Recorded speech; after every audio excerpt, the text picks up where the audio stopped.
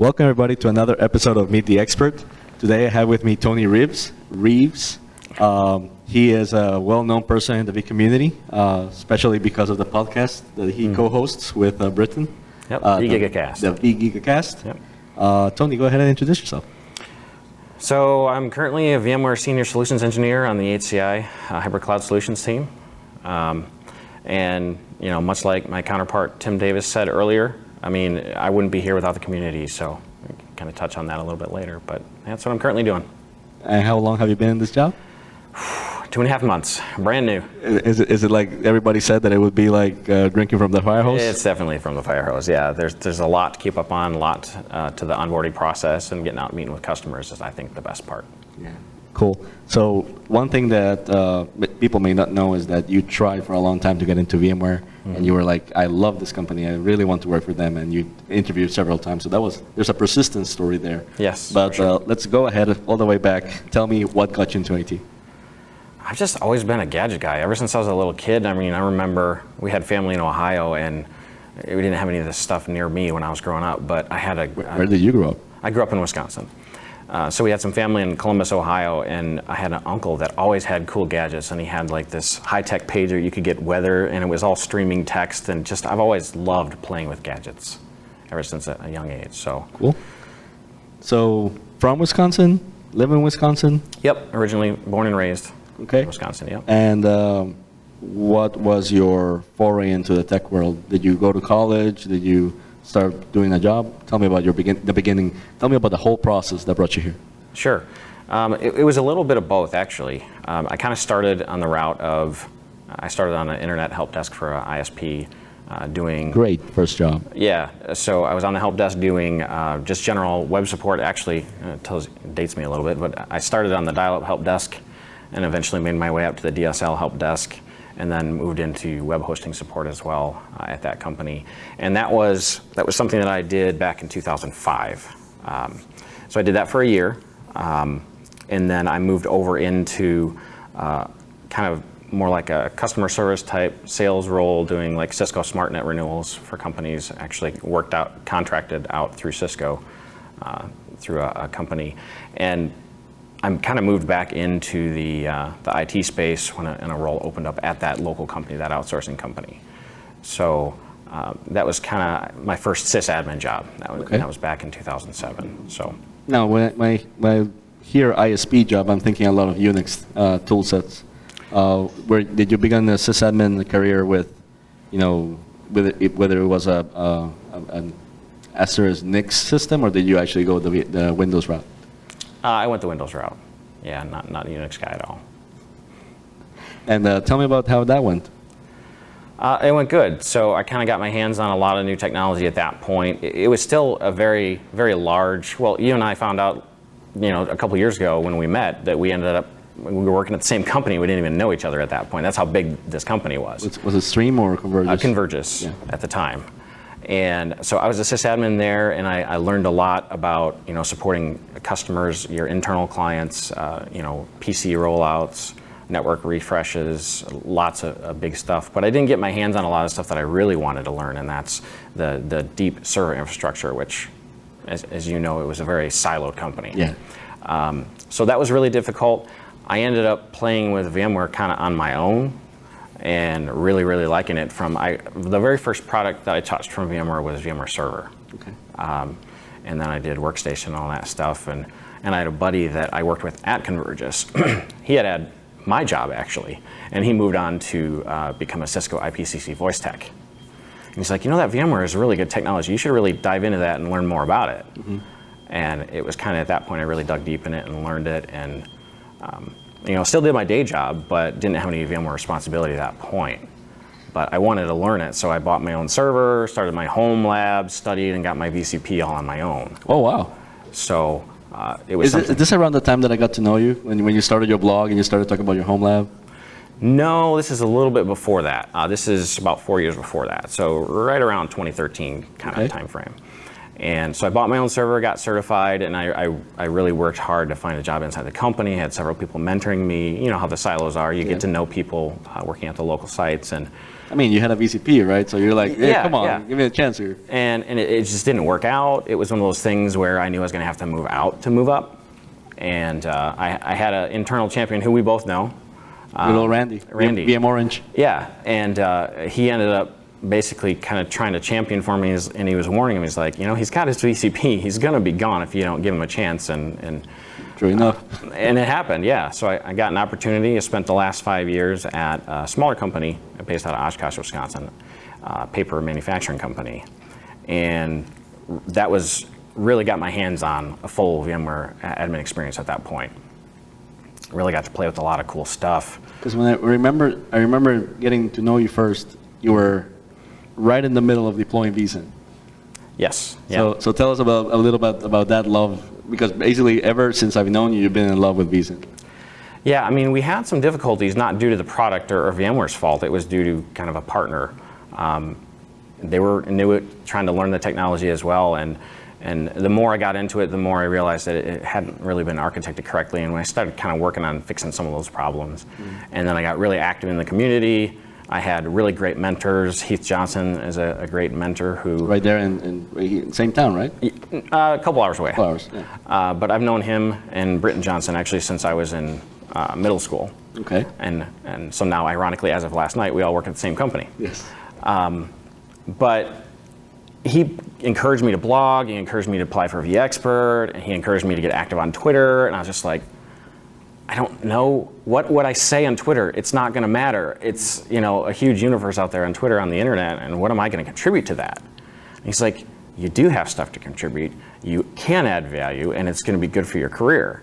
And so he really pushed me. I applied for that first vExpert, and that's how we met. You reached out on the vExpert Slack, and you said, here's, you know, the famous Ariel, here's what's new to vExpert guide. That Tim Davis, vTimD, has made that more famous than it really was, because it was really like me sending like 10 guys what I had figured out, and then it's like, oh, well, the train is coming. But yeah, I do remember sending that to you. Yeah. I still remember I got my first Twitter follower. I'm like, who is this Sean O'Dell guy? What does he want from me? Is he stalking me? What is this? What's this talk about, man? Essential oils? Yeah. And it took a little bit to kind of, and I met Tim shortly after that, because those two come out kind of as a pair. And I ended up really getting into the community after that, and really kind of grasping what it was about, and taking advantage of all the knowledge that was Heath out there. led you in the right direction, and then you found some chords to strike, and you had fun.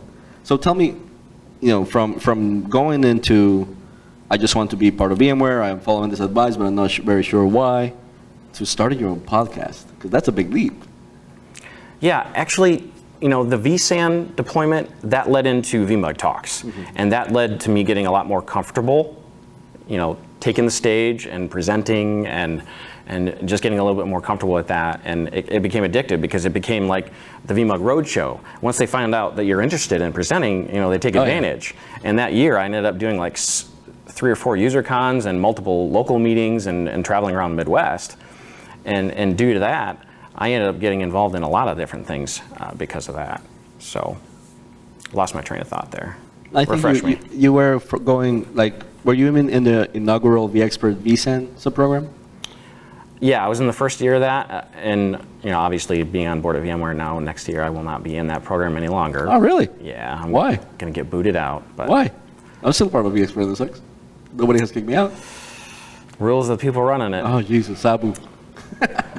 Well, HCI now. One thing I remember that when you mentioned the presenting at vMUGs, you presented with Jace McCarthy several times, and he was a person that believed in you from the beginning, saying like, you're phenomenal. Let's go, come with me. We'll present together.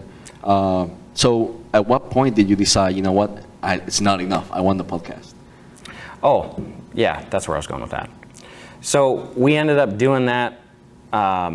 That roadshow, that got me a lot more comfortable with doing that. And then my friend Britton, he became a vExpert as well, and he basically got the idea. And he approached me with the idea, and he's like, do you want to do a podcast? And I'm like, you know, prior to doing all of this roadshow talk, I never would have been comfortable with that, but that got me ready for it. And I'm like, sure, let's do it. It sounds fun. Mm-hmm. And we were kind of trying to figure out what we were going to talk about. And we And you started recording while you were figuring it out. Yeah, we started trying to go through technologies that we knew, and we wanted to approach it from a small business, because VMware's great, but some of the technology is only utilized by some of their larger customers, and It's been one of the black eyes for VMware for a long time, that Yeah. they don't have enough solutions at the small. medium business level. Yeah. And that's where we both kind of cut our teeth. So we tried to focus the podcast on that, and we were talking about our product knowledge, and we kind of ran out of ideas. You know, we went through, I don't know, 5 or 6 episodes that way, and then it's like, you know, we really should get some experts on the show. I think it would add another dynamic, and we ended up getting some really good guests. We've had Cody DeArkland's been on the show 3 times. Jace McCarty's been on. Pete Fletcher from Virtually Speaking has been on. Tim Davis has been on. Chris Williams. Chris Williams, we owe him another episode, but we've both been so busy this summer so far. But it's been a really good experience getting to know a lot of people. You guys are super nice. So I remember going, one of my first podcast appearances was on your podcast, and you guys sent me that Cheesehead The coaster? Coaster. I still keep it. It's one of the few things I have in my desk. So Yeah, you were super nice about, you know, you're not sponsored or anything, but you were like, you know, thank you for coming for our podcast. I'll send you a little something. Oh yeah. So that was, I treasure that, by the way. Yeah, you can thank Britton for that. That's his idea, and he sent it. So Nice personal touch. yeah, we enjoy having people on the show. It's been a great growth vehicle for both of us. Just, you know, all the exposure. From that, I think that Britton got the opportunity to do the NSX Rover, that he loved doing that. Yeah, that was he pretty was cool. super happy. And it's like you said, it's great news that Britton joined VMware as of yesterday, formally announced. Yep. So, you know, the V community has that effect, in that if you really really want does. to, then yeah, there's some help to get into here. We can definitely find you a place. When it comes to vExpert, when it comes to vMug, speaking at an event, stepping out of your comfort zone, it really is, the whole program is really mentorship and friends and leadership, and it really is a vehicle, if you want to go to work for VMware or, you know, any other vendor. It's a really good vehicle. It's almost kind of like a recipe or a formula, if you will. Yeah. And In make sure essence, people know we're about it. creating people that are very comfortable with the tech marketing vehicle, right? Yeah. Talking at a VMUG and explaining the technology to others. I always thought that we're never going to run out of tech marketing people with as long as VMUGs and V Brownback continues being along there. Yeah, it's a new stream, a new graduating class. Yeah, but it is, like you said, and others have said, a lot of tech guys are not comfortable with presenting or talking to others. And we are a very welcoming community in that sense. Yep. And you have done your part, of course, with the podcast and everything else you've done. So I haven't touched on the import car guy handle it I wonder at if all. you're going to go there. Yeah. So, What's your Twitter handle? So my Twitter handle is @ImportCarGuy, and that was my original Gmail address from back in 2005 when I actually had a Honda Civic at that time. Because a lot of people question me like, okay, so you drive a BMW, what's with the Twitter handle? Because that's like, JDM or Japanese Domestic Import kind of handle. And at the time I created it, I did have a Honda Civic. And I've had several Nissans in the past, but yeah. So you have a love for cars? Always loved cars. Ever since I was a little kid, I've always loved cars of all think, makes and models. Didn't you guys go to one of the Indianapolis 500 or something like that? Yeah, a year ago I went to Indianapolis Motor Speedway with Neil Segort and Frank Denneman, and that was a really cool experience to finally see that. Yeah. Britton and I, back in 2004, were such car nuts, we went to Italy and we checked out the Ferrari Factory Museum and the Lamborghini Factory Museum and Pagani. We've always just really been into cars. Very cool, very cool. All right, I know you have at least one very small child, born, I want to say in the last 8 months or so. Very good. I don't know. I'm just, 8 months old. 8 months, yeah, Yeah. I got it. Can you tell us a little bit more about your family and your passions and your hobbies and what you like? Sure. So I've got a wife. Actually, our 10th anniversary is next week, and I've got a 5-year-old son named Ryan, and I've got an 8-month-old boy named Jacob. So, yeah, getting a little bit more on the road has been an adjustment, let's say. You know, I miss the family. The good but news is with time, well, in your role, which is a visa specialist covering an area, you tend to be more in the area than going across country for training, you know. yeah, So yeah, you still have That'll to die travel, you know, 2 or 3 times a year, but it tends to be more local. My job is also that way. My wife was like, "Okay, you're taking a job with no travel, right?" And then I kind of cheat because the VMUGs are not technically work travel, but I love doing the VMUGs. oh yeah, they're great. So weren't you a VMUG leader at some point? Yes, I started out as steering committee member. I did that for about 6 months. I got promoted up to a leader. You know, I was at all the meetings anyway, and I kept volunteering, saying, "Guys, you need help," at the end of them, and hanging out and talking with the Wisconsin VMUG leaders. And I just had a real passion for giving back and wanted to participate for the community that did so much for me. Mm-hmm. And the story of how I came to VMware actually is kind of around that too, is I went to the VMUG Leader Summit in February, and I was afraid with the applications for VMware that, you know, they were nervous that I was going to basically serve a real short time because they knew I wanted to be at VMware. But they gave me the opportunity to be a leader anyway, and I got to the Leader Summit, and literally on my flight home from the Leader Summit, Tyler Gates called me up, and he's like, "Hey, do you want to be a vSAN SE?" So yeah, it worked out. I was fast-tracked through the interview process. It went really quickly, unlike some of the other interview processes I had at VMware. And How many times did you apply for VMware? Because I know you applied at least 3 times. 3 or 4. Yeah. So I've always thought, you know, you showed persistence there because you knew you were good enough for what they were asking for, and just, you know, it didn't work out sometimes. But that's something that has happened to a lot of people in the community, and we always tell them don't get disheartened. Maybe, you know, this time might not have been a bit, but we know you're good. We all vouch for you.